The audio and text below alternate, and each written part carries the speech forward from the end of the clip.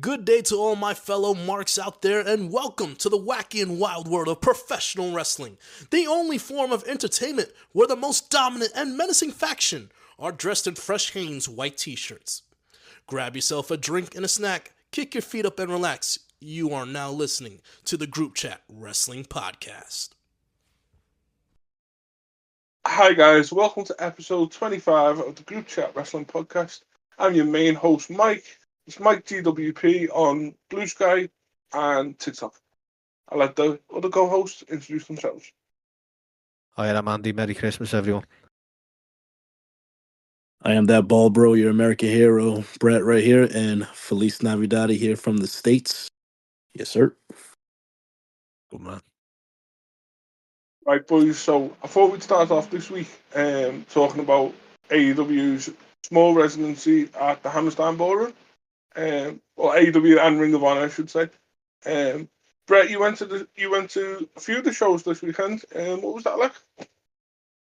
Well, this is actually, even though I'm born and raised here in New York, this is the first time I ever went to Hammerstein Ballroom for a wrestling show. So, yeah, like you said, Mike, I went to both Ring of Honor Final Battle on Friday as well as Collision this past Saturday. And let me say this, Hammerstein is a beautiful venue, a beautiful setting for any sort of wrestling show. The crowd, obviously being a New York crowd, was amazing. It was hot for not just those two nights, but for Sunday for the Dynamite recording, I heard as well. And all three shows were sellouts as well, just under 1,500 for each show.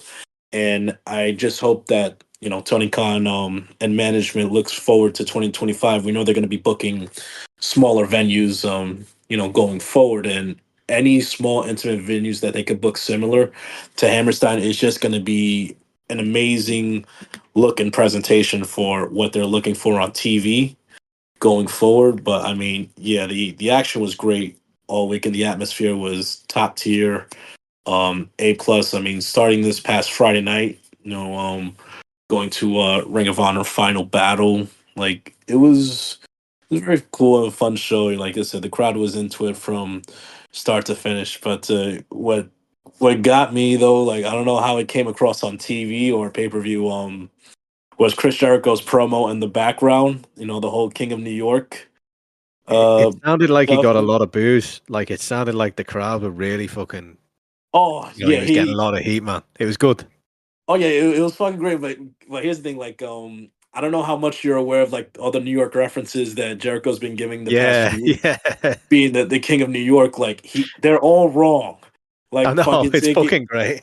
They're all fucking wrong. It's like him saying he's taking the Staten Island ferry to the meatpacking district, or just all of that shit, or going to Hell's Kitchen in the Bronx, and the Mayor de Blasio quotes. But the best part for me, me being a Mets fan, was Jericho's like, "Oh, how great is it that we kept Juan Soto in New York?" And New York, it was I'd say it was half and half. The crowd was half Yankees fans, half Mets fans. So if you heard the boos, those came from all the Yankees fans who were still pissed off that he left. And I take full credit whatsoever. That you hear the "Let's Go Mets" chants. After that, nice and loud. That was me and a few others who started that chant. But I don't get that Jericho backstage promo segment was fucking amazing. The guy could still draw heat today, even in his advanced age. But yeah, He did a similar thing in Cardiff when he kept referring to it as Cardiff, England. And I was rewatching that segment with when Big Bill was getting cheered to fuck recently there, and that was the show when he did the same thing. Kept dropping England references in Cardiff. It's cheap, but it works, That's the thing. When we hear people talk about, oh, it's cheap heat, brother. Not just with Jericho, but they'll say the same thing about MJF with his promos, the cheap heat, and that he's very he's basically one tone and one base. People, for everyone who has the complaints about MJF and how he cuts his promos, that he's a one note character that is cheap heat and all this. Let me some of y'all might agree or disagree, but this is the facts right here. Some of the all-time greats, whether it's Ric Flair, The Rock, Stone Cold, Undertaker, any of the greatest talkers on the mic, they all cut the same type of promos. You know, 100%. they all cut the same type of promos. With fucking Rock, it was Rudy Poo, jabroni, candy ass, you smell Yeah. what the Rock is cooking. Same fucking note all the goddamn time. Austin, don't get me fucking started on his what chance throughout his whole fucking promos. Miss you with that bullshit. Okay, you don't like about MJF talking about his money, his cars, his wealth, and all that shit. Guess what? You would have then explained Ric Flair to me then. Explain. You My don't like shoes are worth more than your house. Yeah, my shoes cost more than your house. You would have hated Ric Flair back in the day then. And then you talk about cheapy like insulting, home team sports crowds or just, getting cheapy like going personal routes. You would have hated Roddy Piper back in the day then. You would, Dude, what did WWE do whenever they go on European tours? What's especially the UK? What is the easiest heat they get? And they always do it. Every wrestler does it for WWE when on tour. They just wear a jersey of the team that's from the opposite. The rivals from where they're at. Like, if they're at the MEN Arena in Manchester, whatever it's called now, they'll wear a Liverpool jersey, and it gets heat. And it's cheap as fuck, but they always do it. It's a go-to for every one of them. Nobody hasn't got cheap heat. I agree with you. People who look down on this kind of stuff. Everybody's always done it, and everyone always will. Exactly. It works. Yeah, it works, man. I'm not sure what people want them to do. If it ain't broke, don't fix it. It ain't broke, don't fucking fix it. Let's not reinvent the wheel here. Okay? Like, first of all, MJF, like the last people MJF needs to take fucking advice from is us fans. Like, I mean, because we fucking, how do you say, we flip flop more than a goddamn fish out of water, man. So we don't know what the fuck we want half of the time.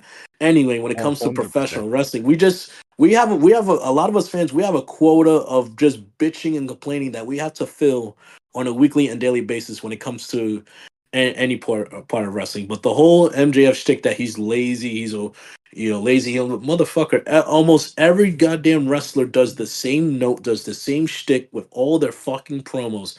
Not just MJF or an AEW thing. It's a WWE thing from the past, and it's going to be the same thing going forward till the end of time. So stop with your lazy takes. Like, do better. All right? Yeah, mate, what were Hulk Hogan's promos? Every single one was, me tell you something, brother. Let me tell you something, brother. Let me tell you something, Mean Gene.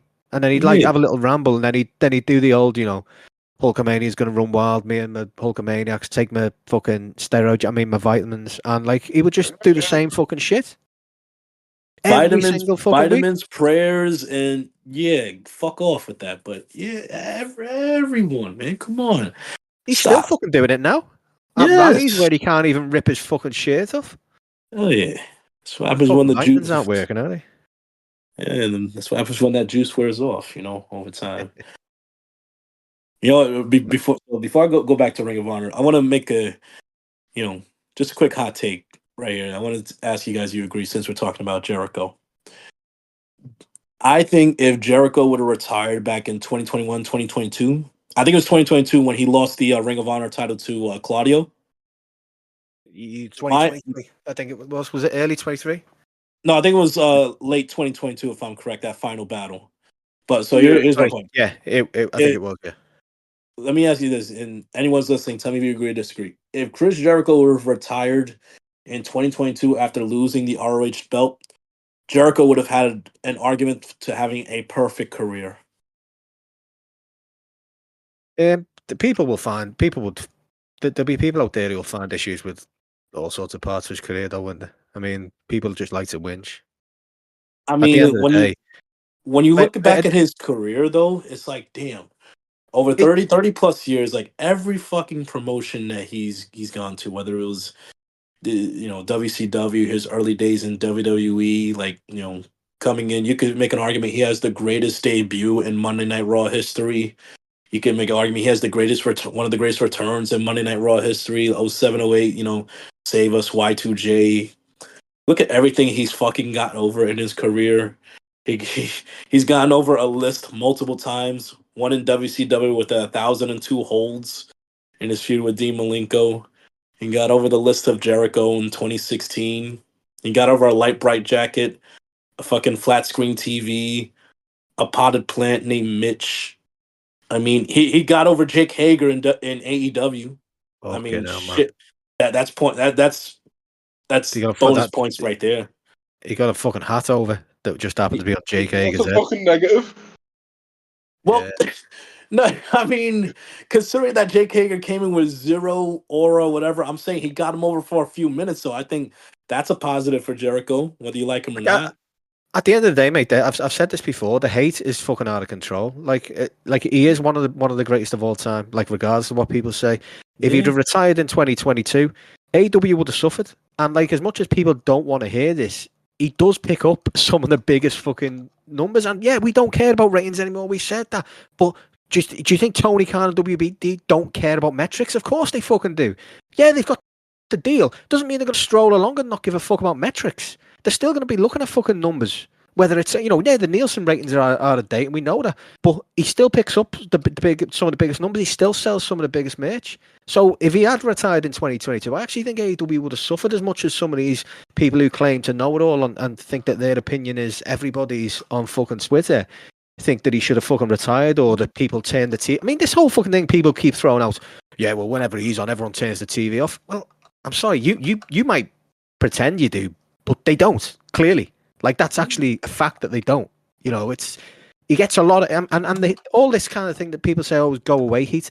Well, it's clearly not, because he's getting fucking, you can see the crowd are getting into it, whether it's fucking waving with the high guys thing, or whether it's booing and fucking out the arena like they did the other night.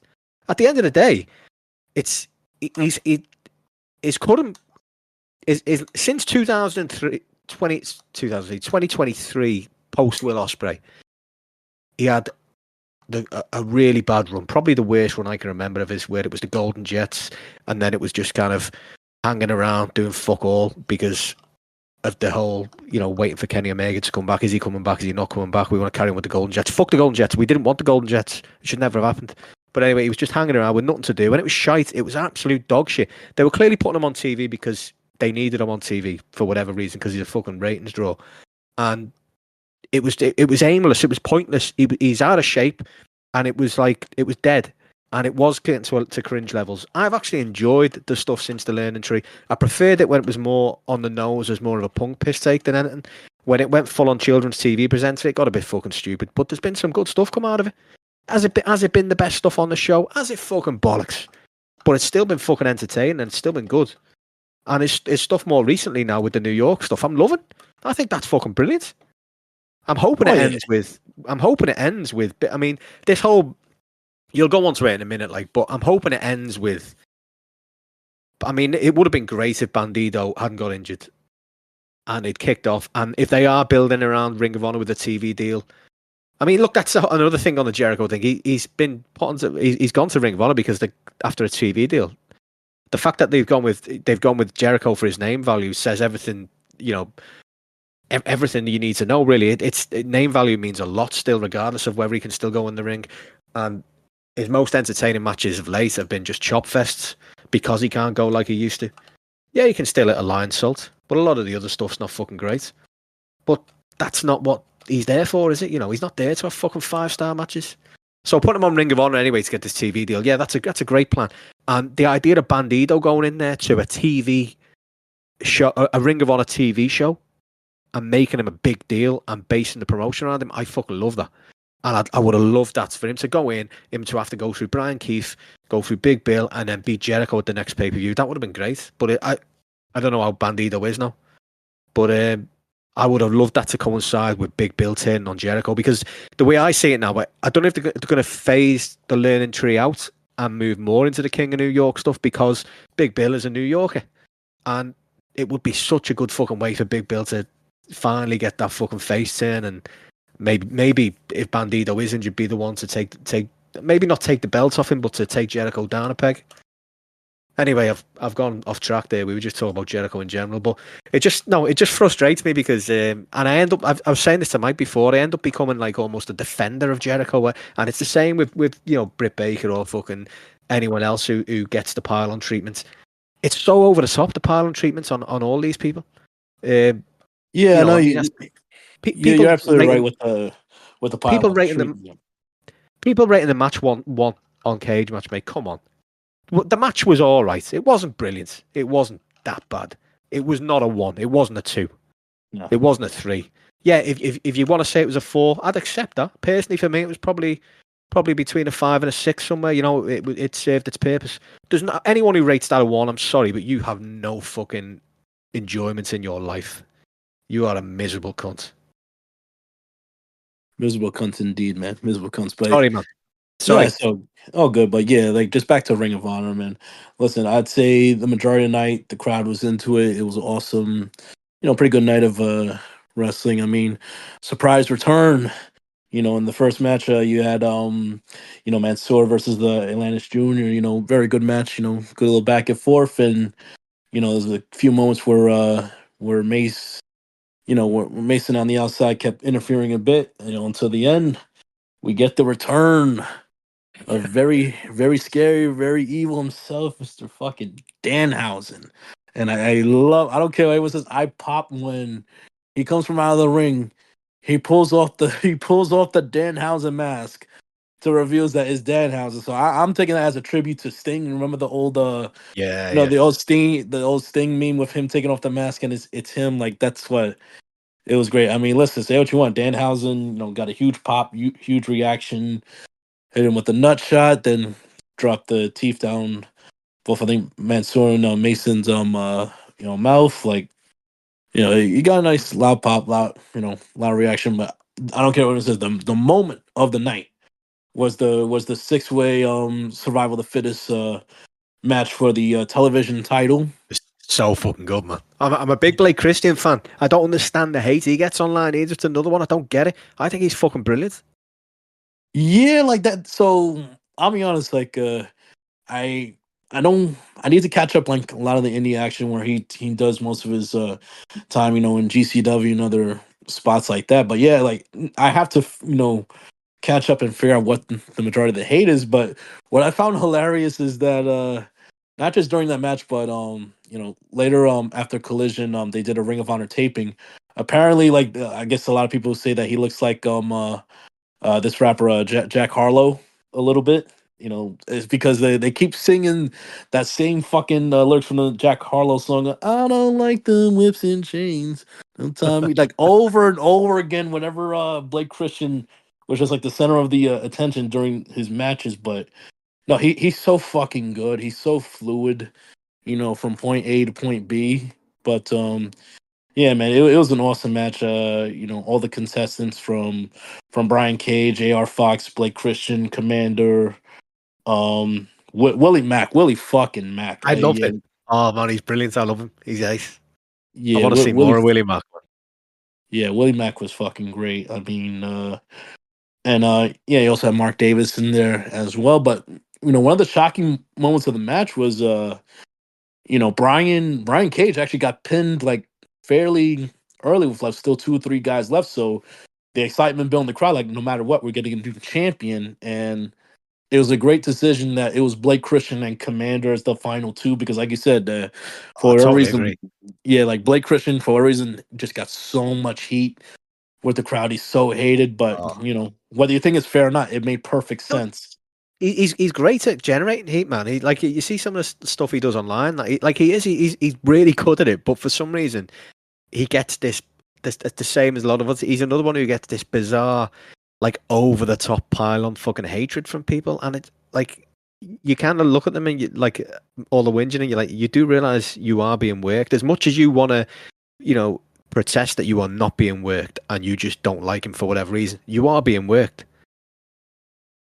Yeah, absolutely. And I mean, just the couple of near falls at the end, where first Blake gets a couple of cheap shots in, pushes the ref instead of trying to steal the victory. But I mean, just that Commander kicking out of the double foot stomp, like the roar of the crowd. I mean, just like I said, when Commander got the 1, 2, 3 for the victory, that was easily the moment of the night Yeah. right there, and it just proves that we take too much to account, like how many losses a guy has.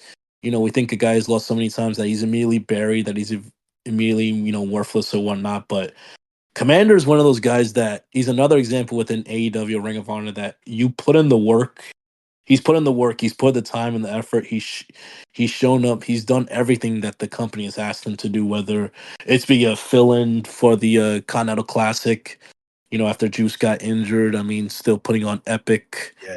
classics in the tournament, and then just going from that to winning the television title. And I don't know if you guys saw the video, like in the back Yeah, with him and Tony Khan. It's like yeah. I like that's just a dude who just cares and will just put everything, his heart and soul into it. And then it's like you see that in Tony Khan. It's like I don't know how anyone could hate TK for. It's madness, mate. I don't get it at all. I doesn't.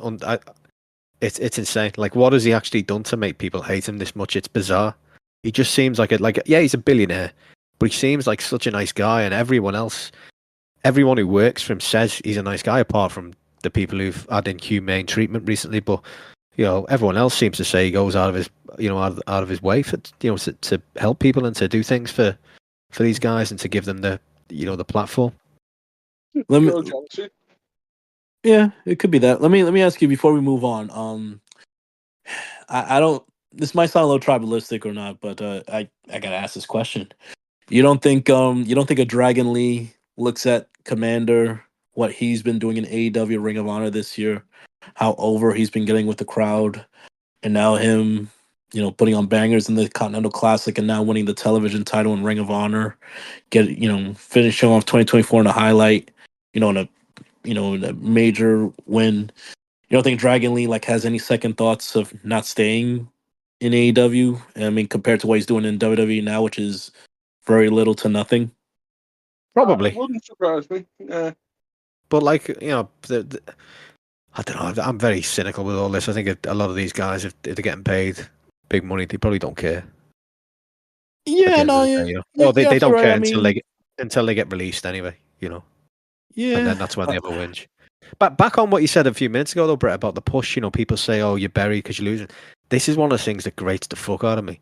Like wrestling fans on the internet, wrestling fans. Not like I have to, qualify that, because if I speak to people, friends who don't spend a lot of time on the internet talking about wrestling, they have completely different views.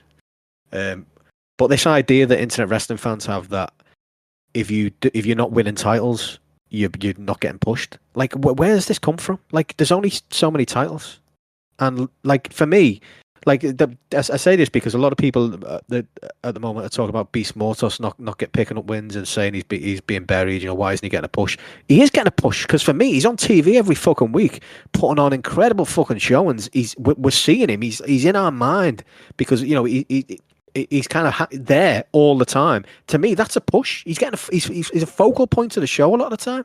Now, just because he's not winning, I mean, look, it's fake. Newsflash, it's not real. Predetermined. Okay, predetermined. So whether he's winning matches or whether he's making the person who is getting the win look really good and being a part of that great match, because it takes two people to have a good match. You can't just have one. So whether he's doing that or not, he's getting a push because he's being used a lot. To me, the idea of someone not getting a push is someone who's not being used, not someone who's being buried. Does that make sense to you? Because it wrecks my fucking head when people seem to think the only way you can clarify that someone's had a push is if they actually win a title, which isn't the case. Because like my example I said to you guys the other day was Daniel Garcia for me. Yeah, he's got the TNT title now, but it just feels bland and nothingless at the moment. I preferred him when he didn't have the title and he was fighting for something. Let me ask you this, for anyone listening out there, for let's say any WWE fans that are listening to this right now. Do here's a guy in WWE who gets a bunch of screen time here and there, but doesn't win a lot in the ring. Hasn't won a lot. Hasn't done much in the wrestling ring in general. But do you consider Dominic Mysterio buried? Exactly. Well, that's a great example. Guess what? Dominic Mysterio, whether you agree with it or not, me personally, I don't. He was voted as the number one wrestler under the age of 30. Now, to each is their own. Personally, I think that's fucking ridiculous. There is nothing that he does better than MJF. I'm sorry if you don't agree with that, but for whatever reason, people like him, even though he's been in the same role in the past 2.5 years. You've been a boyfriend to to two females who are, I don't know, just whatever. You've been a background character the past 2.5 years. Yeah, I fucking said it. You don't like it, that's your problem. But yeah, do you consider Dominic Mysterio buried? No, you don't. He doesn't he doesn't win a lot. He doesn't wrestle a lot. He's on TV. He's a fucking background character, but you don't consider him buried. So why do you hold that standard to other guys who are on TV constantly, like you said, with a Commander, with a Beast Mordos? Why do you consider them buried? It's a predetermined show, predetermined sport. You like to clown on AEW fans, talking about, wins and losses, but then you'll use that same talking point to any AEW wrestler who takes a loss or looks a little bad for one segment. Up there, automatically buried. You don't hold that same energy when it's the other program. I mean, it's obvious. I mean, your bias is just showing through your so-called criticisms. 100%, mate. It's just something that wrecks my head that people's idea of a push is only winning a title.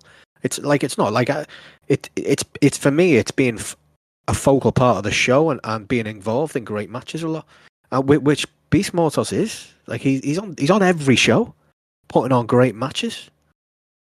Great matches Anyway. and great promos as well. Random.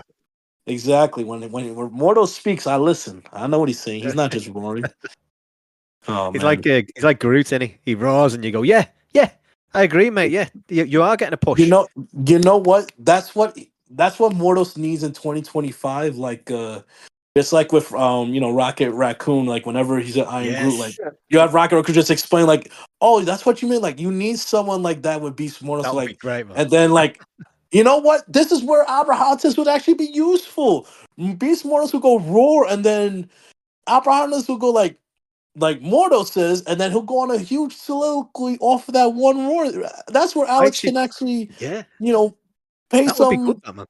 Yeah, that'll be a good spot for him. I'd rather that than him dancing around behind Commander in That's the stupid fucking outfits with the glove on. Fucking Michael Jackson's glove. Yeah, no, it's I would, but no, that would that would be good though. But yeah, back on the shit. What was I talking about then? The previous match. I was going to say something else. Never mind. I'll come back to it in a minute. Remember. All right, so yeah, let's just wrap up on Ring of Honor real quick. Like, so I think where the night turned for a lot of people were the final two matches. Was the Jericho and Cardona match, and the Athena and Billy Stark's match, and just the outcomes in general. Like, I mean, a lot of people thought that it was gonna be Cardona was the one that's gonna take the belt off of Jericho, as well as I thought this was gonna be it. I thought Billy Starks is gonna finally win the big one, finally dethrone Athena, but that wasn't the case. And now, it being a couple days removed since Final Battle, I can look at it like this way: Athena's going into Wrestle Dynasty in the women's 4-way match. Like, why would you not want her to show up to the Tokyo Dome with the Ring of Honor Women's Championship? Exactly. I've never seen as much whinging over a result. Oh no, I have actually, but not since Cody lost to Roman the first time. I haven't seen as much whinging over a result as I have for that Billy Stark stuff, which is mad, really, because and this for the same reason I didn't think Jericho was going to lose you, not to Cardona anyway. You go in it like the last couple of weeks we've heard more and more that there is a Ring of Honor TV deal negotiation on the go at the moment, and they're looking to to strike a deal. You want Chris Jericho as your champion. He's a big name. You want, like, who has essentially been the cornerstone of Ring of Honor for the last 2 years. You want her as the fucking as the folk, the kind of face of Ring of Honor. As much as I think Billy's brilliant, more people are going to be asked about Athena than they are about Billy Starks as champion. Going into a TV show where people maybe aren't as as passionate as the people who subscribe to Honor Club and know a lot about these guys who are on Ring of Honor. Absolutely. And then just one more quick point on Athena, not just with her bringing her championship to Wrestle Dynasty, but there's another female talent who's going to be on the Wrestle Dynasty card. In a high level women's match, and that's Mercedes Moné versus Mina Shirakawa. So I would think that you have Athena winning with her belt, and Mercedes will probably win retain. That in a perfect world, perfect booking world, there will be a point where, you know what, whether it's backstage or in the middle of the ring right there, where you're gonna start the build of Athena versus Mercedes in 2025.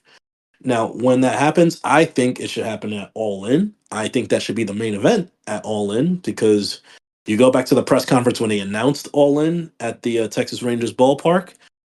The two women there with their titles was Mercedes and Athena, and I don't think that was by accident. So I think at Wrestle Dynasty, you'll have both of them in the middle of the ring. Awesome way to close out, maybe whether it's night one or night two, whatever show they're on.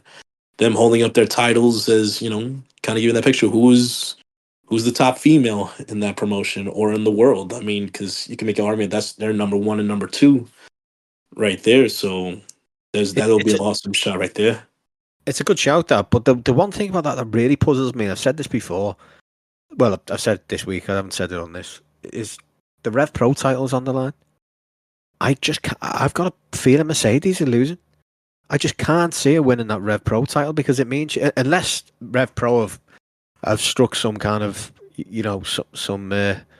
some deal and they've got themselves Mercedes on a show, which probably will cost them a lot of money. I just don't see her with the Rev Pro Championship unless she's going to lose it on an AEW show. It's a tough one. That Rev Pro being on the title actually makes the match far more interesting to me because it's not as cut and dry as if it wasn't on the line, you'd have been saying Mercedes winning this no problem. But now there's a bit of doubt. Is it just the Rev Pro title on the line? No, it's both. Titles. Yeah, I thought it was the TBS as well, but it's not. It's the Strong title and the Rev Pro title. So whoever wins is taking both. So I'm not convinced Mercedes is winning. Well, my bad. I didn't mean to say that both of them will win. Like, let's say there's two nights in Wrestle Dynasty, right? Or is there just one? One's Wrestle Kingdom, one's Wrestle Dynasty. Well, I know this. Sorry for interrupting. I know this wouldn't work really because Mercedes is a heel. But how she looked in Japan, I'm not sure. But Athena could cost Mercedes, or at least play a part in Mina getting the win. You know what? How do you say? No, I don't want her costing Mercedes because Mercedes should not be a face anytime soon. You do that, then I agree. Yeah. Then they would kind of pivot to her being a face. You know what? Like I said, just maybe even before the middle of the show, before one of them loses, just have that little tease between them two at Dynasty. You don't have to get physical with them, but yeah, I'm looking back at it now. I'm fine with the outcomes because I see the longer picture down the road with the ROH TV deal probably coming down the pipeline. The funny thing I found about people complaining about those results is the Billy Starks one. Yeah, you can see why people are invested in them. People complaining about Cardona not winning. Everyone was whinging that Cardona shouldn't have even been on the show a week before. So how can you be unhappy that he's not winning? Surely the better sense would be for a Ring of Honor guy to take the title and to kind of carry that show on the back. Anyway, yeah, more people whinging fucks. All right, it's a great show. I enjoyed it. It from the TV, man. I'm sure it would have been even better being there in person. Crowd looked fantastic, and like you say, it was a hell of a venue, and it looked great on TV as well. Oh yeah, awesome venue. But let's go on to Collision the following night on Saturday, and what a way to start Collision, man. You get Ricochet and Will Ospreay starting off. Oh man, dude, you missed the fucking Nigel McGuinness. Oh my god, I'm so sorry. So let's rewind we got. I was thinking of before. Yeah, man. Shit, my bad. You know what it is? We came with the game plan that it was going to be a short episode, but no, we can't skip over that. So no, man. All right, let's All right, so if whoever's editing this, so if it's Dan, if you are just I'll just leave it, man. But just go into it. Fuck it. Fuck it. All right, so before we move on, it's Christmas. Right. Christmas, man. Okay, so yeah, we can't move on without talking about Lee Moriarty's open challenge for the ROH Pure Championship. So you know, what's funny, I put out a video on my TikTok and I think I put it on Twitter as well. Like after Moriarty comes out, seconds before the intro was revealed, I had predicted Nigel McGuinness. I'm thinking you're in the Hammerstein Ballroom, so much history there for Ring of Honor, and you know, wouldn't mind a little nostalgia, in the final ROH show of the year in Hammerstein, and boom, I was proven right. McGuinness comes out, huge pop, loud, thunderous ovation. I mean, great moment for the night, and then the damn pro before the match even starts, the promo back and forth between Nigel and Shane Taylor. Holy shit! Like, It was so damn, good. so good. But you that promo it would not play on TV. Like, honestly, It was brilliant. It was so good. Everyone, if you haven't seen it, you should watch it. Everyone, it was amazing. yeah, man. But yeah, me going over the lines or me repeating something, it doesn't do any justice. I would you know do some due diligence for this YouTube or online, like trying to find that promo. But yeah, man, what a classic matchup between Moriarty and McGuinness. I mean, Nigel, like, him putting in the work, getting back into in ring shape, working like it's freaking 15, 20 years ago. I mean, he looks amazing, you know. I mean, to the point where you kind of hope that you see more of him in the ring in 2025, but maybe he'll be like a special occasion, guy, like maybe for bigger events here and there. But yeah, man, great showing by Nigel, and of course the right decision for Moriarty to win the match. But I mean, just great showing by both guys, and yeah, it was an awesome visual, like Nigel. Leaving the ring after the match, he grabbed the ROH flag banner, heading up the rampway, just draped in the ROH in the banner. Like it was a nice touch to end the match. But yeah, an awesome moment having Nigel step back into the ring one more time in Hammerstein. Yeah, no, it was fantastic though. It was. Hopefully, we do get to see a bit more. It might still. I'm hoping that when Bryan Danielson eventually returns, he's going to back him up. He's had his match with him now. They've got some strange connection. Yeah, I mean, and also don't forget next summer you got the Forbidden Door show, going to London Yeah, next year. I saw someone floated the idea of like a Forbidden Door match, like Nigel versus Zack Sabre Jr. that'd be good, wouldn't it? Oh, that'd be nice. But yeah, I think we covered the main parts of Yeah, RH in my opinion. Now we go to Collision the following night, Saturday night. It's there as well. And yeah, like I said, we started off the night with Ricochet versus Will Ospreay in the Continental Classic. And man, even before the match even starts, like anyone who has any doubts of this Ricochet, geek nerd, just overconfident, shtick that he's going with for now, any doubts that this was going to get over, I think, I mean, at least in Hammerstein that Saturday night, showed you that, yeah, he's fucking getting over. Like the amount of heat that this man generating right now, I mean, dude, loudest reaction of the night, in my opinion. And that's saying something with like the likes of MJF and Jericho coming up later in the night. But you have fucking Ricochet get into the ring, go onto the top turnbuckle, and from Ring of Honor, the night before, people were throwing streamers all night into the ring for their favorite wrestlers celebrating. They throw fucking toilet paper it was fucking into great, it man. rolls of toilet paper into the ring. When It's a hell of a visual, Ricochet, that. yes, that was amazing. And then you have Osprey on the outside of the ring, just hunched over, bawling in tears. I mean, that was great. Like heel Ricochet is getting over, whether people like it or not. Even Osprey looked shocked at the level at which he was over, and the amount of heat he was getting. Osprey looked like he couldn't believe how quickly it's kind of kicked on. Mm-hmm. I still Absolutely. I think he mean, ends up in the Hurt Syndicate myself, but whatever. I still think it happens eventually. That interaction with Swerve wasn't by accident. no, yeah, this past Dynamite, yeah, I think that's the route we eventually go. But listen, like I'm not even gonna dare to like go over this match blow by blow because I think that's impossible. I Yeah, mean, just if watch it. yeah, I mean, it's Ricochet and Osprey. That's all you need to know. But we will fast forward like to the end of the match. Osprey on the top turnbuckle, Ricochet down, refs near him.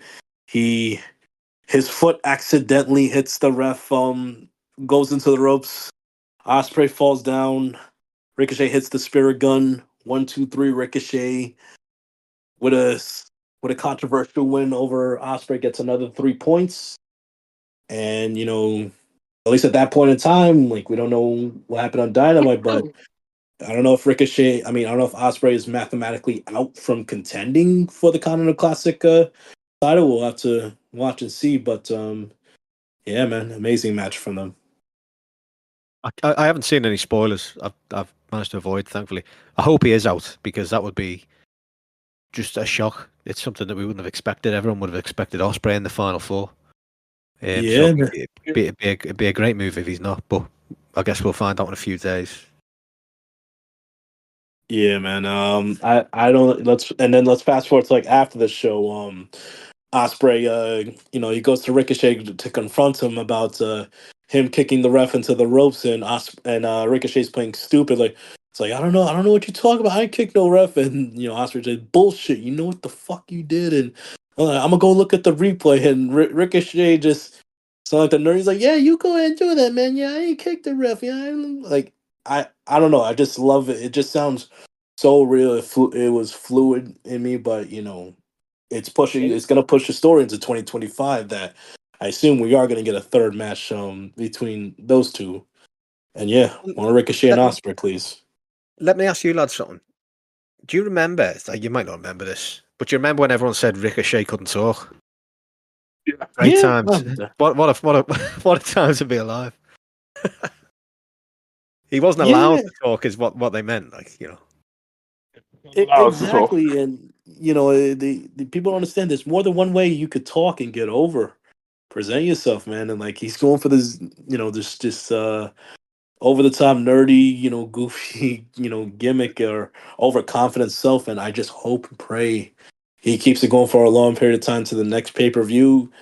That his ego is so overinflated that he gets himself a special ring announcer for his third match with Osprey. And I wonder who the fuck that could be. yeah, that'd be great, Oh, man. Oh yes, oh man. do it. That'd be fucking brilliant, man. That would be amazing. And we got a fourth member. We got a quad here now. I mean, look, it was a great match. I'm happy for starters that Ricochet's got himself into like a little bit of momentum building now because there was a slight bit of criticism I think at first with a few of his matches. And yeah, I'm enjoying the slow burn turn. I'm not sure if anyone's covered at all anything about that the tweet he did last week saying, "Hey, come on, man! Like the Hurt Business, they're my buddies. It's tough love and whatnot." I'm enjoying the slow turn from him. I'm going to enjoy him being a really smarmy, unlikable prick. And this was another step in that direction. It's hard to have a bad match with Osprey, of course, and yeah, it was again the crowd were brilliant, and like that's the thing. Like when you're getting 1,500 in here, it's 1,500 max capacity just sounds so much better than 3,500 in a 16,000 seater, and everything about this. It was a brilliant start to the show. I hated the fact that I had to wait 24 hours to watch this, but it was definitely worth the wait. Yeah, good shit, and I'm starting to really enjoy Ricochet's character work. I think as much as more than I ever have done. Like in ring's one thing, but the actual character work now, there's actually personality there now. There's something to get your teeth stuck into, and it's going to be interesting to see where he is in say 4 to 6 weeks from now. We were just saying before you jumped on, mate. Do you remember the time when people said he couldn't talk? Yeah, fucking great. Isn't it? Well, what he couldn't do is, and he did struggle with it. He struggled with the Disney Channel scripts he was being given because it just didn't suit what his strengths are. But even his first backstage promo, not backstage promo, but backstage interaction he had with Will Ospreay when he was gave that really kind of passionate kind of, I want this match, and that was great as well, though. It was good. It was instantly, it was like a different person than he'd been portrayed. But like you say, it's a script situation, isn't it? He did maybe struggle with what he shit was work. given there, but I think a lot of people would have struggled. Like John Cena thrived in it because he's the cheesiest fucker in the world. Like Roman Reigns thrived with what is a very minimalistic script. But most people, again, if you haven't got a catchphrase in WWE, it's quite hard. Like some people are able to really get into their character and do a lot with really shit material. Like say Seth Rollins has been given a lot of crap for the last 4 or 5 years and done so much of it. And what they gave Ricochet was just cheeseball dog shit. Again, it was a no-win situation for him, really. Look, he's not going to be, he's never going to be The Rock. He's never going to be MJF, but he still is far, far better than anyone gives him credit for. And he's shown that so far. And this heel shtick he's going to do now, I think is going to make him like perfectly dislikable. Agreed. I still think he joins the Hurt Syndicate. Yeah, I think he does as well. Yeah, I think it makes sense for him to now. I think it makes perfect sense for him to. Again, I saw someone say this, and I've still got a lot of. I'm sorry, I'm going off on a bit of a tangent here, but I won't go for long because I'll bring it back to the Hurt business, or Hurt Syndicate. Sorry. Like people are saying that like the issue here is the Hurt Syndicate are now going to be more of a threat and more over than the Death Riders are, and I've still got a lot of life in the Death Riders, a lot of belief they can do good things. I started to feel that less people do now. People do seem to be losing faith in that. And the Hurt Syndicate feel fresh and feel like, again, they've got the perfect concoction of the different dynamics you need in a group. You've got you've got the mouthpiece and MVP. You've got the high flyer. You've got the brains in the ring in Shelton. You've got the big beefy bastard in Lashley. They feel like the perfect stable. That all changes at the weekend, next weekend anyway, when Orange Cassidy turns. And that's when people will next be. Weekend. Yeah. Yeah, they've got to come out of World's End with something new, I think. I think that I don't know what it'll be. I don't think it's going to be him. I think he will, but I don't think he should. It wouldn't surprise me if Jack Perry returns this week and he joins them. He possibly. Hold on. Let's doing here and joins them. I was gonna say let's leave it on the back burner for now. Like I think let's save for our World's End prediction for the end because Mark, maybe you have an idea, but I also have a idea which I think a lot of people are kind of gravitating to right now. Are they? Is that not people? Maybe I mean it could happen if I think it's on the same thing that we all think it is. Is that not maybe raising expectations very high to like setting ourselves up for a fall if it doesn't happen? It depends on what like what we're expecting and what the actual outcome is. We'll say but like I said, let's save that for the end, and then we'll go over the scenarios, the different scenarios, and how World's End could actually end. Yeah, but yeah, just all right. So after the Ricochet and Ospreay match, we had the MJF and Adam Cole promo, in the middle of the ring, and listen, Mark, we talked a little earlier about MJF's like promo style and the heat that a lot of fans, they complain about MJF's promo style that is cheap heat and this and that, and like I told Andy and Mike earlier that for everyone who complains about MJF's like promo style and whatnot about the cheap heat, and that he's a one-note character in a sense, like. Okay, so is The Rock. So is Stone Cold. So is everyone. Everyone stays in their lane. That's exactly what we. That's exactly what we said. Like all of your all-time favorites, like I was saying, The Rock, Stone Cold, Ric Flair, Roddy Piper, John Cena, Roman Reigns today. They all stay in the same fucking lane. They all hit you with the same note. And guess what? It's even worse with those guys I just mentioned because guess what? They all just like MJF in a sense. They all have their fucking catchphrases that they have their catchphrases and their notes that they have to hit on every fucking promo. With The Rock, it was Rudy Poo Candy ass. If you smell what The Rock is cooking, jabroni. It was, and don't get me started with Stone Cold with his fucking 1,000 watts every fucking promo. Like you know what? It's a WWE thing though, innit? Because I mean, it's as we were early on when you were talking about some of the stuff Jericho's done. He was the same with the catchphrases. You just made the list. Fucking hell. It's great for about fucking 2 months. The issue with MJF is everyone expects 6 home runs per promo. Every time he's in the ring, they expect him to say 6 innovative things that get you up off your feet, that are creative, fresh, and that's humanly impossible. That promo at the weekend, I enjoyed thoroughly. I was very amused. It was degrading, it was belittling, it was dismissive, it was stuff like it was horrible. It was bullying. I loved it. I really enjoyed that promo. But people are now in a position when they treat MJF. MJF gets the individual treatment that AEW get as a company. That if there's 100% thing in that whole promo that's not great, they're going to pick at that. 100%. I loved it. I thought it was a really good promo. I thought when I watched that, I thought that's what this program needed. The program between those two, that's what this feud needed. It needed MJF on that kind of bastard form, and we got it. I was very happy with that. My only problem with establishing the heel in the face in the situation. Well, that was my only problem was I felt like they were trying to kind of gaslight us into believing Adam Cole is a face. Yeah. When he clearly still said a lot of heelish fucking things in his promo. I mean, his whole, I could say this, but I'm not going to. Well, you've just fucking said it. And he did that fucking 5 times. And then he was the one who attacked him at the end, you know. And it's like, I'm sorry, but he's not a fucking face. I know you want us to go with him as the face for this. Please. Oh, man, Tony, please. I'm begging you, please. Don't have this finish with Adam Cole being a face, man. He's a heel. Let them both be heels. I still think we're going to get better than you, Bebe, back soon. I think that MJF's going to talk Adam Cole into realizing what's best.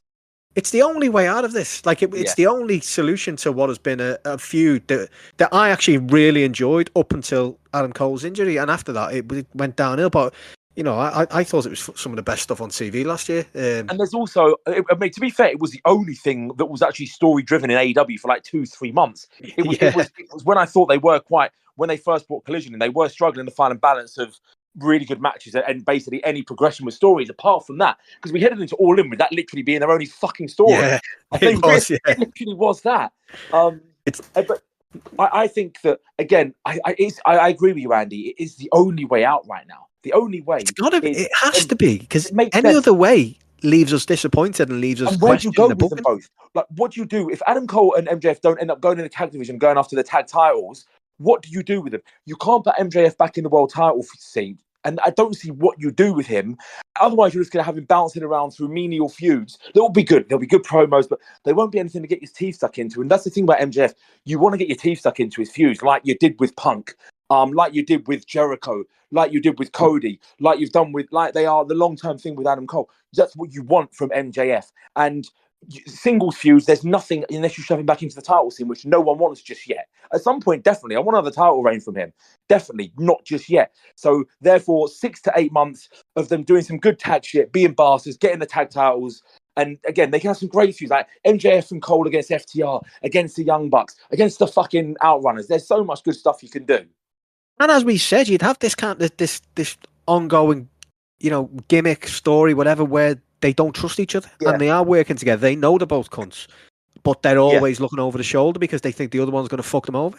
It'd be compelling stuff, like, you know, really makes sense. And again, it can chip away another brick in the wall of MJF being the person who's going to go on and to win. He's had the world title, had the international title, get the tag titles to that, and then it's kind of just the TNT title. He's Diamond Ring 5-time winner. Him collecting all the AEW belts. And I don't see any better solution than a very entertaining heel run from Adam Cole and MJF that results in a 3-month or so tag team title reign. The same. So fingers crossed we get that. So, you know, boys, we've gone just under an hour. Well, so much for a short one. Then we'll Brett, if you want to finish we'll finish off Dynamite and then we'll move on to World's End. Yeah, I've got something to start World's End off with first, and then we. We'll Collision, yeah, because Dynamite hasn't aired yet. I mean that's what I mean. Sorry, mate. Well, by the way, did you go to Dynamite last night in the end? No, I stayed off everything until I only finished watching Collision this afternoon before I went out earlier, so I was very much out of the loop. I watched the first half last night and then finished it today, so I've been very much out of the loop. I didn't go last night, but yeah, I've avoided spoilers as well. But just to wrap up Collision real quick, you had Statlander and Oh my god! And Penelope Ford one-on-one, good match. It was a good match. Decent Honestly, match, huh? Really good yeah, match. yeah, very good match. Penelope's Penelope someone Ford, good. very I underrated. want to see her on TV more. She is underrated, and I actually would have. I know she's had injuries and she didn't just come back, but I personally would have preferred to see her get the Anna Jay's match last week was great, but outside of that, I think it's not been really good stuff, and I would have It much is quite preferred Penelope exciting. Ford to be better. It's Sorry? equal levels of excited and frustrated now that we do have what is an undercard of people that you're like, right, how good could Anna Jay be? How good could Penelope Ford be? How good could Hardy Cameron be? But because they're not going to get they're not going to get the reps in with one match a show. Exactly. That's exactly it, man. It's going to be hard to see. Like Harley Cameron makes the most of every second on TV, and they're now giving her like she's doing the advert, isn't she, for AEW shop and everything with the guitar because they want to keep her on TV. She's funny. The thing is, she's actually good in the ring. I want to see her in the ring. Penelope Ford's last 2 matches have made me say, okay, I actually want to see how good she can be. She's been there for a long time. She's had injuries. She's been patient. You never hear any trouble from her. She seems like there seems to be quite a lot there. She's just definitely someone you can see the fans gravitating towards if she's given enough airtime. And again, this was another good showcase. Again, it's against Statlander, so everyone looks good against Stat. But yeah, I'm becoming a big fan of hers. Yeah, Sam. Well, they're gonna have I think they're gonna have Harley and Penelope Ford, I think, working together a little bit. It looks like it, yeah. Yeah, they're gonna be a little duo, and which I don't mind at all. But just so that was a good match, and then you had Briscoe beating Beast Mortos again. So Beast Mortos finishes the Continental Classic with 0 points. Yeah, buried, as we were saying earlier. Yeah. And listen, like I said, it's just gonna make you when Beast Mortals does succeed in 2025, it's just gonna make that all more impressive. Just like we saw Commander in Ring of Honor when he won the television title, like biggest pop of the night. Like you saw the. We see the chance of you deserve it kind of be like overboard. No, he fucking deserved it. He put the work in. You saw the raw emotion for everything he's done the past few years. So what happened with Commander 2024, it could easily happen with Beast Mortos. I don't care if Beast Mortos doesn't get a win in the next 12 months. As long as he's having matches every week and contributing to great matches and he's on TV, I'm fucking made up. That, like I say, that's a push to me. He's there every week. He's a big part of everything. Keep it going. He's brilliant. And he's someone that, even if he loses a lot, I don't feel that way. Like there's some people when you know they're going to lose when they're on TV every week, like you lose an interest in them. But with him, I don't have that feeling one bit. And I also feel he's the kind of person that at some point you can turn a switch with him, have him win 3 or 4 big matches, and suddenly he feels like a real fucking threat. Well, he's not losing and then being off TV. He's back again the next week. I mean, to me, that's being pushed. It's they're putting a lot of emphasis on him, whether he's losing or not. He's being part of some great moments. Yeah, man, you're building up sympathy for him. When he does, like you said, come through in the end. And like we said, Andy earlier, like Mark, we talked about this. Like a great use of Alex Abrahantes would be like you go back to the Guardians of the Galaxy with Rocket, with Rocket and Groot. That Rocket always like translates what Groot is saying. I am Groot. You could have Alex translate what Beast Mortis is saying with every roar that he does. Abrahantes could go off on a long soliloquy what Beast is talking about in that one little roar. I think that'd be fucking great. I thought you were going to say Beast Mortals could actually eat him live on TV, and I was kind of down for that. But that makes more sense. I mean, that could work too. But, that'd be a first in TV history. But yeah, like I would love like a translator, like just for that one roar that Beast Mortals will do, and then you get like a quick 2-3 minute promo from his translator, what he meant. I'll give us Renee interviewing him, and all he ever says is raw, but she talks to him as though he's actually just said something. She responds like, "Oh yeah, so you excited about that match? Oh, so you are? Yeah, okay. Oh god, but we move on to we got Daniel Garcia and Shelton Benjamin. Great match. Benjamin was in charge of the match. I'd say 80-85%, but let's speed through it a little bit. Garcia catches Benjamin by surprise with a jackknife cover. 3 points for Garcia, but gets beat down by the Hurt Syndicate after the match. First gets choked out by Lashley. Then you have Briscoe come down to help out a little bit, but out of nowhere from the crowd comes freaking Swerve Strickland from the top rope. You had a dozen security guards and Lashley in the middle. It's a beautiful swerve stomp, just taking out everyone like a damn bowling ball with a strike. Like, he's so awesome. fucking over, man, isn't he?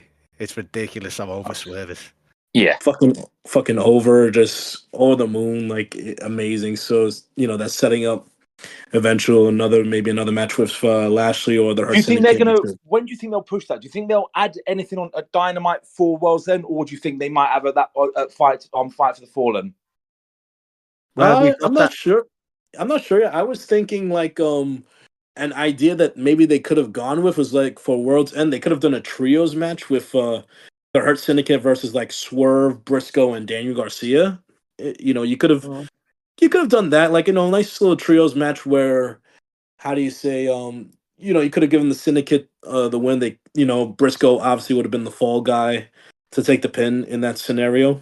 You could have done that. You could have prolonged the eventual one-on-one rematch between Swerve and Lashley. I wouldn't have mind that at all. But yeah, you could go with that maybe. They've also announced that Maximum Carnage, haven't they? The Dynamite and Collision back to back, January the 15th and 16th. Yeah, I think that's in Ohio or Cincinnati, I believe. Yeah, so the branding that you'd think the card for that's going to be big as well. So yeah. All right, so we move on to the. I don't think I'm skipping any matches, but the main event, Darby versus Claudio.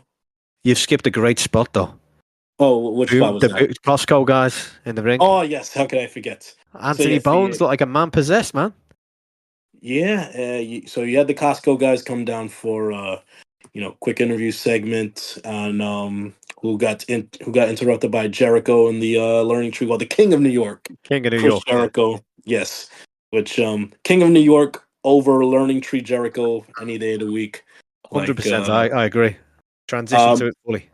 Yeah, Mark. I don't know. Did you see? You saw Ring of Honor on Friday. Did you see that promo that Jericho cut in on Ring of Honor? I did. Oh my, fucking amazing! Like I don't know how it came across on TV, but like just all the wrong New York references were amazing. And the best one was when he talked about Juan Soto staying in New York. Like obviously, a lot of Mets and Yankees fans in the crowd. So, and I take full credit for starting the "Let's Go Mets" chants that you heard in the background. Like that was fucking amazing. Jericho, one of the goats of all time for that. But yeah, like what I really wanted to happen in this segment, right, was I wanted Bowens as he storms to the ring. It was great. The focus on him was great because the look on Jericho's face when the Costco kid called him a jackass, whatever, was fantastic. And then for Bowens to just walk through and just push through the three of them straight to that ring. Oh, I was really hoping he was going to beat the shit out of him, and we get the fucking Bowens turn. Oh, that would have been amazing. Oh, when is someone going to? When is someone going to break through? When is someone going to break through in the sport of wrestling and just put a 12-year-old kid through a table? Exactly, that's what I wanted, but instead they fucking scissored him. Why? I didn't want to see that. I wanted him to whip out a chicken bake, twat him over the head, and fucking beat the shit out of his dad while he watched. Just kick the boot. Yeah, boom this, you fucking cunts. No, I'm only joking. I like the Costco guys now. Yeah. It's fucking silly, but they're over as fuck, man. They better put Big AJ on that damn all-in card. They're going to be great just for getting someone over when someone wants a heel turn. Get them to beat the shit out of the Costco guys. Fucking easy. Yeah, man. But yeah, no, Bowens was great. He is brilliant, Bowens, isn't he? I still want a heel turn because I feel like it would be a shock and no one would see it coming. I think Bowens could run with that really well, but long term, that man's got so much potential as a face. He's got everything. Yeah, definitely. But I think all right, now we move on to the main event: Darby versus Claudio. And I mean, it's Darby versus Claudio. I think it goes without saying. We knew it was going to be an amazing match. We knew Darby was going to eat shit in so many ways, whether it's him diving or Claudio just giant swinging him into the steel steps on the outside and, just murdering him. But, Claudio does pick up the win at the end. And after the match, you have Ospreay, come out to kind of fend off Claudio for a bit. So you're building that story of, remember, Darby trying to enlist the help of Ospreay. So with the CC wrapping up, you may have Ospreay involved in the war against the Death Riders going into 2025. So that's something to look forward to. Yeah, any final thoughts on Collision? I thought it was a great show, to be honest. Really, really enjoyed it. Mark, anything? Loved it. no, same. Yeah. Again, I'm a big fan of these intimate arenas because you can have them lit properly, and that for me adds a lot to it. And again, you're getting a more hardcore fan base in there. The last few weeks I think have been exceptional, and they're really in the groove right now. Like genuinely, really, really good run of form. And this was probably one of the better shows of the whole lot as well. To be fair, it was from an in-ring perspective, it was great. I enjoyed the promo work as well. I enjoyed Mercedes' promo when she came out and said "ho ho ho." That really made me laugh. It was great, that. Yeah, she's so perfectly dislikable again, and she's so good at it. And yeah, they've whet the appetite very well for next weekend, and it'll be interesting to see how they do with the very, very rare pre-recorded Dynamite episode. Yeah. So yeah, I've avoided spoilers, but what I've heard through the tea leaves I avoided is spoilers brilliantly until just now, when I went on to Cage Match. I meant to click on Collision and clicked on the Dynamite thing. Oh no. no. No, man, I've got it all muted. I don't want to know any of it. Yeah. Sorry, Mark, but yeah, man. Yeah, from what I heard from the tea leaves, that supposedly some matches that the night was generational. That's all I'll say. But yeah, That's going to be my Christmas evening viewing. Fuck Mrs. Brown's Boys and whatever other shite the BBC want to give us. I'm going to be watching Dynamite. Nice. All right, so let's go on to World's End. Let's end on World's End real quick, and then before we do, yeah, before we do, can I just say, like, you seen that promo, didn't you, the John Moxley one? Yes. So yeah, he's in a desert with the flare, and there's some numbers popped up. So obviously, I thought I'd look into this, see if I can find anything else. I love numbers, big fan of numbers, not like Steiner, but like at first glance, there's not much to it, is there? But when you put the numbers together, 7, 5, 9, 0, and 7. Yeah. So let's start with 7. How many letters in David Arquette? I'm American, so I'm not good at math. 7? Exactly.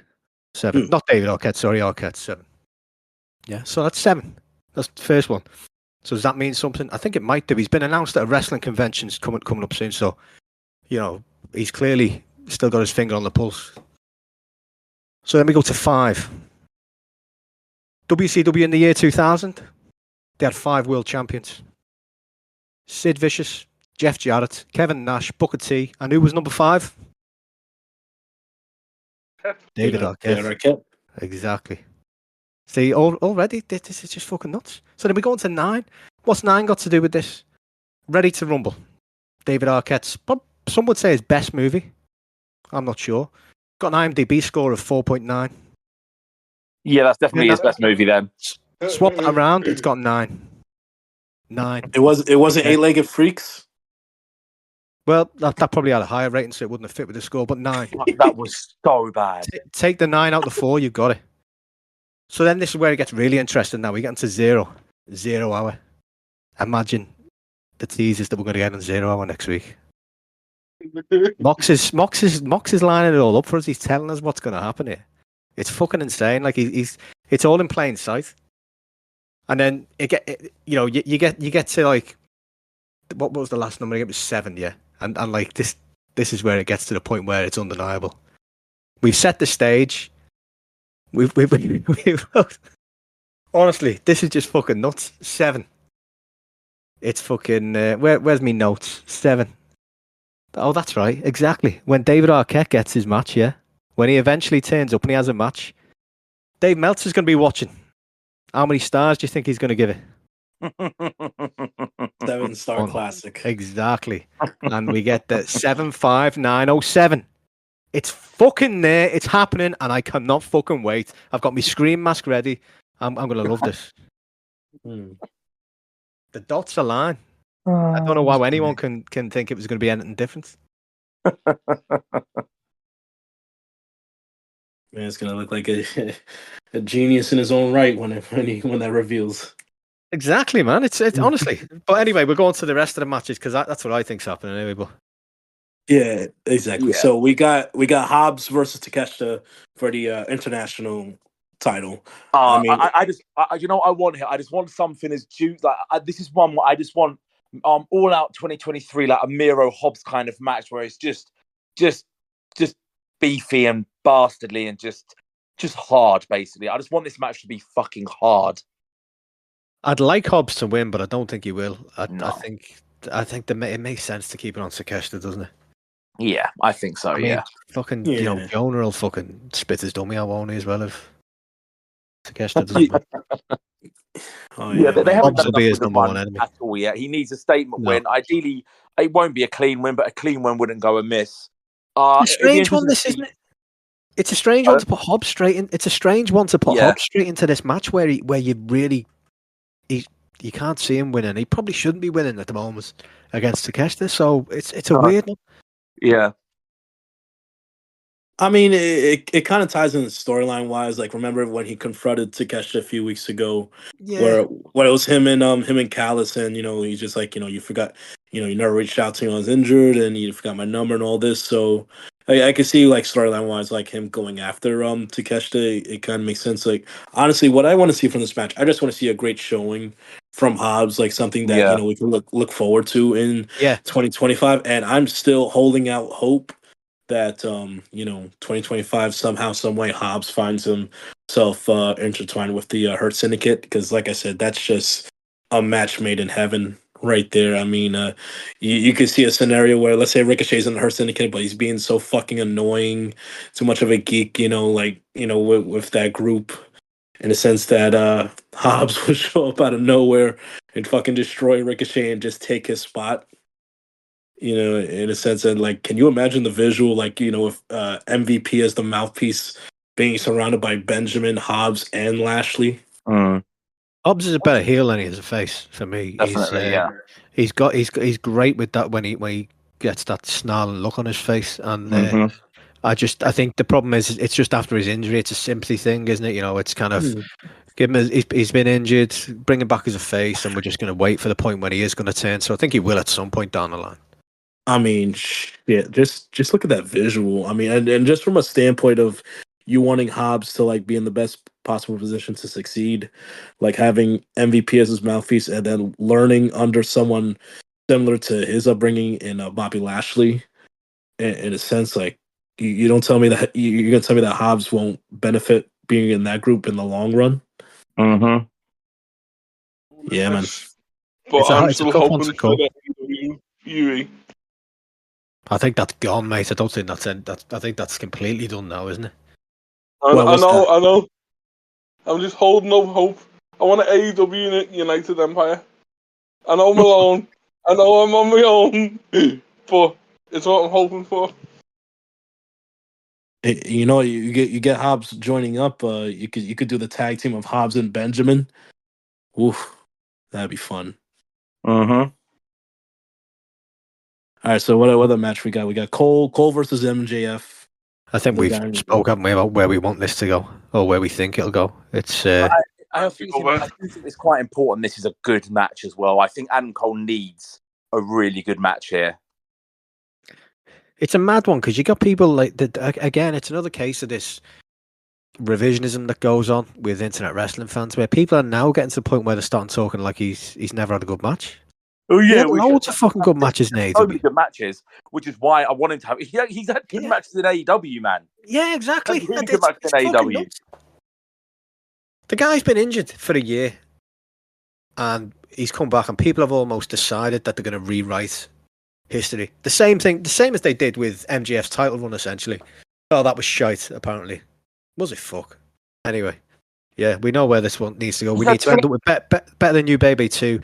And we need Cole to maybe after the match get some support from Roddy and Kyle, maybe, and then turn around and beat the shit out of him, and MJF joins in. I don't know. Yeah, feel better than you, baby. And we also have the rematch between Mercedes Moné and Chris Statlander.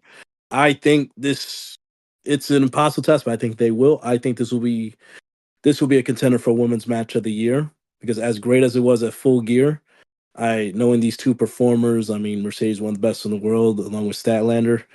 Did this? You know what? Fuck it. I'll go on a limb and say this might be a late entrant for match of the year, regardless of gender. I mean, I think Mercedes and Statlander are going to try to steal the show essentially, and yeah, man, I think it's going to be an amazing match. It's going to be tough. I think that we might finally get the Dave Meltzer 5 stars. I think they're going. That's what they're going for. I thought you were going to say we might finally get a women's match over 20 minutes. I think we will. I think this is going to be over 20 minutes. It's going to be tough beating that last match because that last match was one of my favourite matches of the year. It was so good. They've set themselves such a high bar for that. But you know, if anyone can do it, these can.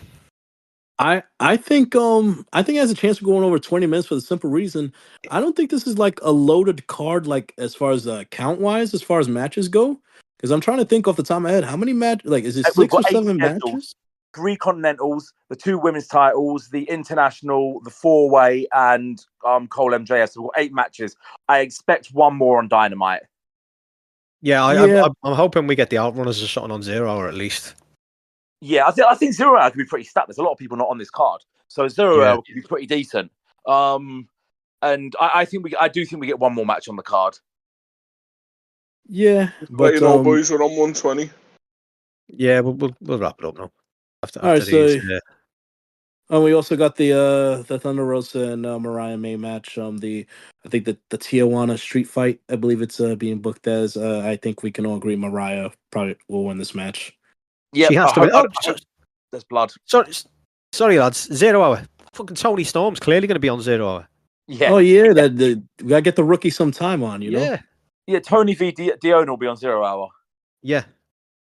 That'll be fun. Gotta get the young blood. Gotta get the young blood a big push before 2025 hits. Mm-hmm. Isn't it great the way everyone was whinging about it being on Rampage, and amazing. It's just been like part of the fucking story anyway, which is absolutely. I'm fucking loving it. It's great. Brilliant. Amazing. Oh, and a little spoiler. For anyone who watches Ring of Honor, Honor Club, she will be making an appearance on ROH TV. Amazing. Oh, brilliant. Yes. She's doing that thing of taking all of her chances, isn't she? The thing that Swerve said, taking every opportunity she's given, whether it's Ring of Honor, Rampage. Mm-hmm. Yeah. Brilliant. All right, so we got that, and then so the other matches of the Continental matches, let's skip that. Let's just go to the main event. Let's go for the Fatal 4-Way for the AEW Championship. We got champion Jon Moxley going against Jay White, Orange Cassidy, and Hangman Adam Page. I think we're all probably in conclusion that Mox will retain, but it's all about post-match shenanigans and what the post-match go in. Will's end, it's got to be big. It's got to be big. It's got to be fucking huge. Which obviously, if David Arquette doesn't turn up for this one, we need something else big. Which has to be, to me, an Orange Cassidy turn.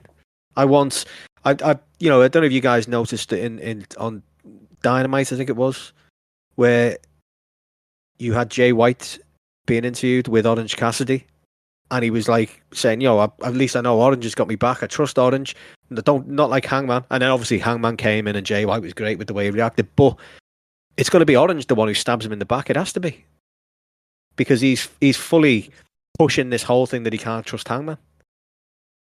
I hear you, and I think that's a big possibility of happening, but I go back to the Moxley the Death Riders little vignette. He's in the desert with that flare.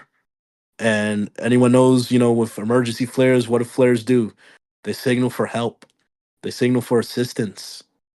So I don't think it's just a signal for a Cassidy heel turn. I think someone's coming along to join forces with the Death Riders.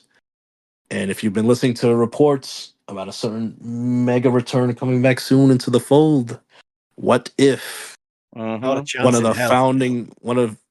founding fathers, Kenny Omega, comes back? It looks like he's there to save the day. He's here to fight for Team AEW. He's standing in the corner with Jay White and Hangman and other AEW guys, and then he hits Jay White with a V trigger. I Turn- can't see that, man. joins oh, the. no. Just think about it, like you know, Omega's seeing, you know, he's listening to what the Death Riders say. They hate the state of what AEW has become. I mean, wouldn't that resonate with one of the founding members of AEW? Like, you know, you don't think Kenny likes where AEW's gone down the road the past year or so? I think that'd be awful, mate, to be honest with you. The worst thing about this whole story is the fact that AEW has been great. It's been a fucking great run. Yes. They should have cut the Death Riders. Moxley should have been asked about this fucking ages ago. But no, I'm gonna say no. For me, I do not want that to happen. I think so it could. then let's go down. please. Let's go down another rabbit hole. That was just one I was introducing. What about one that's been teased for months? One that has been teased for months coming into AEW. Do you think World's End is the night that a Mr. Shane McMahon comes in to the fray? Oh, that's a good one. I didn't even think about that. Totally So forgot. like I said, I'm not calling that I want Omega, but I'm just, you know, rumors supposing that Omega's supposed to come back as soon as World's End. So that's one possibility. But now, you know, maybe the more likelier that Flair all along the past few weeks that Moxley's been holding up is for Shane McMahon to come in. Could be. I totally forgot about Shane McMahon, to be honest. That's the point. I was very happy forgetting about Shane McMahon because Yeah, I feel we've got so many good options. So like if it's Jack Perry or FTR or Orange Cassidy or Kenny Omega, like these are all things that would have me invested or intrigued and happy. Shane McMahon is one thing. I'm like, oh, for fuck's sake! It felt like all this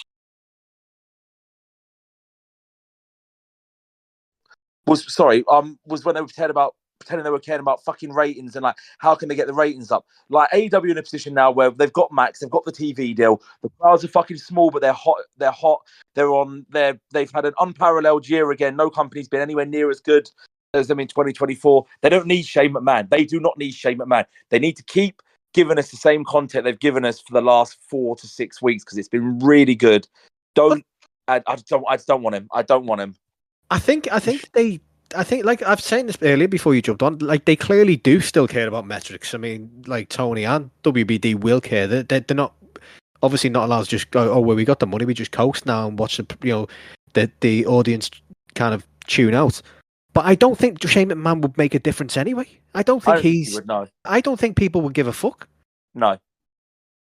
Look, no one. Like genuinely, if Mercedes Moné, if Okada, if Will Ospreay, if Daniel Bryan, for fuck's sake, if they didn't make it, if no one will make a difference to the Nielsen ratings as we see them, because no one gives a fuck about Nielsen ratings because they are irrelevant. It's not even the Nielsen ratings. So I'm on about Warner Brothers and you know their internal metrics because they're going to be getting streaming metrics now as well coming from this. I'm sure that but they said the last time that Warner Brothers came out and spoke, they said the AEW program is getting between 3 and 4 million total viewers a week for them. Exactly, and that's what I mean. On their internal metrics, they'll be going by, and I don't think Shane McMahon makes a dent in that. I think the only person wrestling-wise that makes a dent in it is The Rock, and that's never going to happen. Yeah, I think Dave Meltzer himself was on about this a fair few months back, and he said the only one person doesn't make a dent in the ratings at all. He said unless it's like Taylor Swift. He said you stick Taylor Swift on, yeah, you're going to get millions tuning in, but outside of that, no one's going to fucking have such a kind of power that they're going to persuade millions of people to all go, oh, I need to start watching this. It just doesn't happen. So Shane McMahon, I don't think he does, and I don't think it's worth the hassle myself. You know, I said this last time. I don't really want to see him on TV. If Tony is doing something with him, I'd rather it be something completely different than having him on TV every week. Yeah, Jack Perry's a good shout. Jack Perry's a good shout for turning up, but he's not that big a deal. So the only way that works for me is if Jack Perry turns up and then Kenny turns up right at the end to fucking, kick some heads, give Hangman a slap.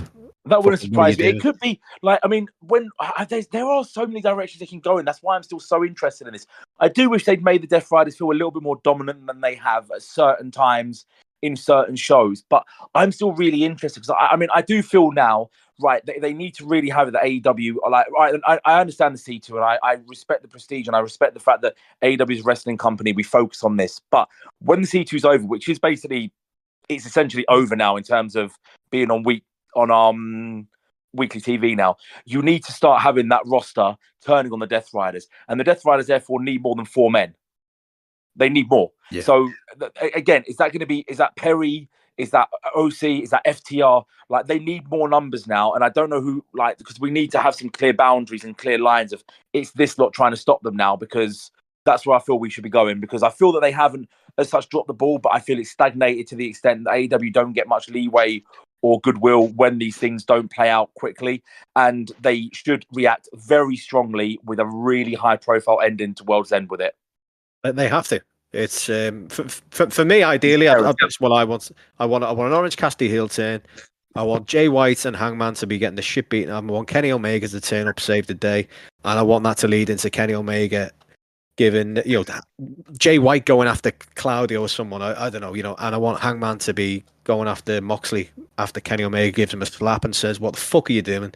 Wake the fuck up! Stop being a prick." Yeah, I'm with I'd be quite happy for that promo as well, Kenny Omega, just to say, "Why are you being a prick?" Mm. That would hurt though. Getting slapped by Kenny. See how fucking big his hands are? God damn, big as a goddamn frying pan. I actually really think that it's Kenny Omega's going to have nothing to do with the main event. I think he's going to turn up after. I think Okada's going to win. I think Kenny Omega's going to turn up and challenge him after that. Ooh. When do you think we get that match next year? Do we get a Revolution or All In? Revolution probably. I think they were. I mean, that's what they wanted for All In this year, didn't it? That was Kenny Omega's last, rumored feud. So I feel like that's probably where he's gonna come in. So I think Okada wins. Kenny comes down, congratulates him, and challenges him. Which is, I hate it because it shouldn't be a belt anyway. It should be. No, it should be. Yeah, okay. And I'm going to enter. It should have been a trophy from the get go, but yeah. I don't mind it. Having the visual of the belt, but it's not something you defend until you are in the tournament again next year. No, not at all. You can wear it as a prop and be an annoying bastard about it, but you don't defend it for me. I hate it. I fucking hate it. It's yeah. No, but I think that's what happens with Kenny. Unfortunately, I would prefer him in the main event story because as you say, it needs something big. It really does, and there's nothing bigger than Kenny Omega. But no, unless they've got maybe they've got someone else we've not thought of. I don't know. Maybe. We'll see, man. We could go a number of ways, and that's what's gonna make sense. World's End so good. Yeah. Janela might be him. Oh God. All right, so I think that will wrap up our World's End, our discourse for now. So I just wanted to end on just a quick little news that dropped today. Today, on WrestleTix dropped the first count for AEW All In next year from Dallas, Texas. So as of right now, the first count, AEW has about 10,000 tickets sold for the event, which, I mean, listen, for a show that's a little more than 6 months away at this time, and nothing has been announced so far. I think that's fucking great. That's a great start so far.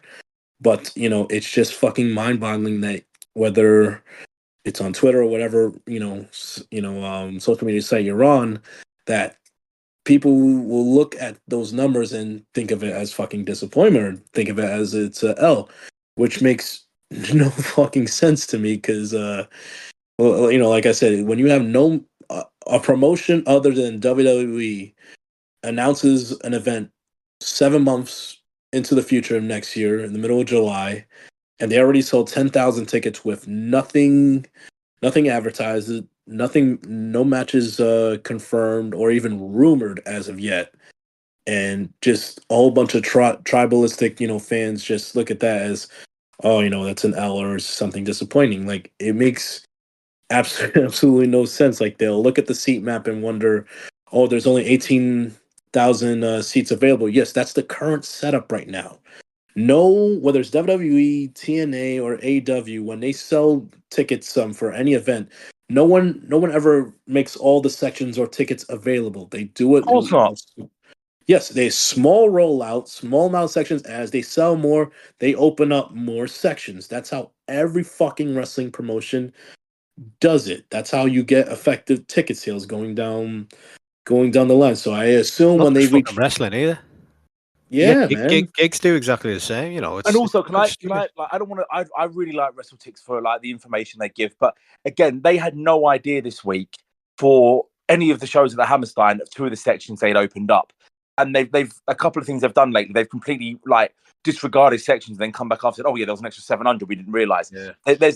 These are their estimates, and I know they've got a nice system they do in place, but they are not gospelly accurate for starters. And going back, like when Grand Slam, the first one, obviously that was like when AEW was at its hottest, etc. They had sold with 2 months and a week before the show.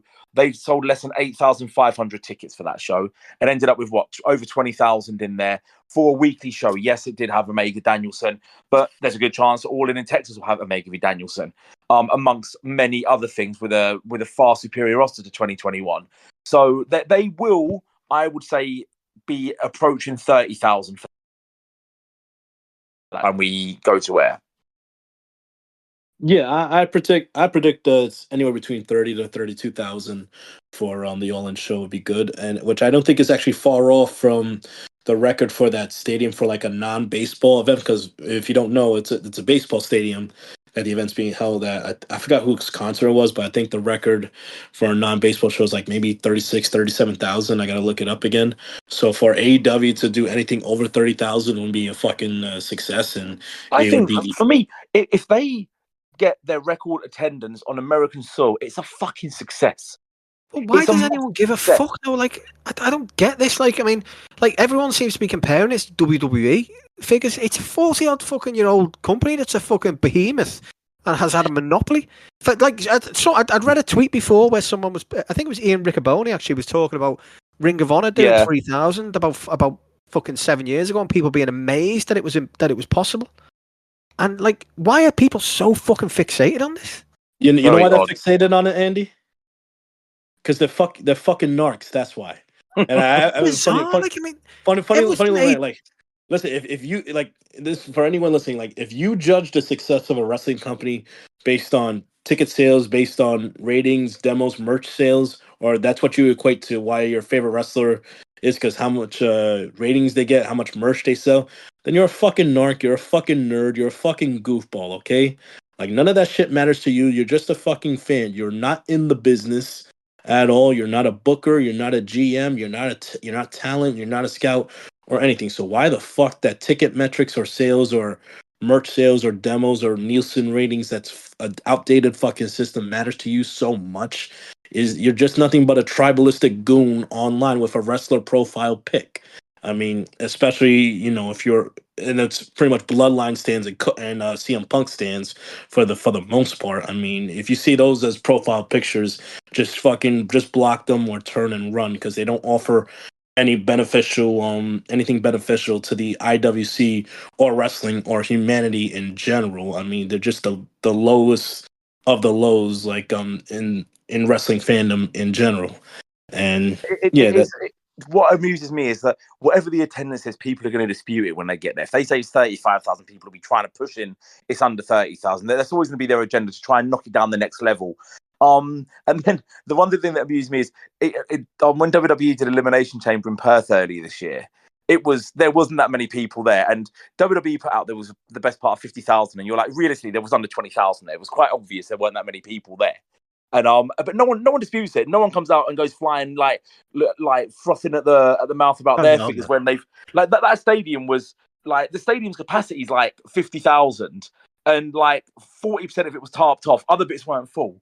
It's and they did it with SummerSlam this year as well. They said there were over 50,000 in there, and there was 35,000 in there, but no one ever asks them. No one ever challenges it. It's quite no one ever starts pointing out turnstile counts for any of them events. No, I just don't get why people are obsessed with comparing AEW against the WWE though in terms of on the financial side of things. Because they think they're part of a team over there, and they think this gives them an L in their very, very lonely, tragic, fucking weird, menial lives.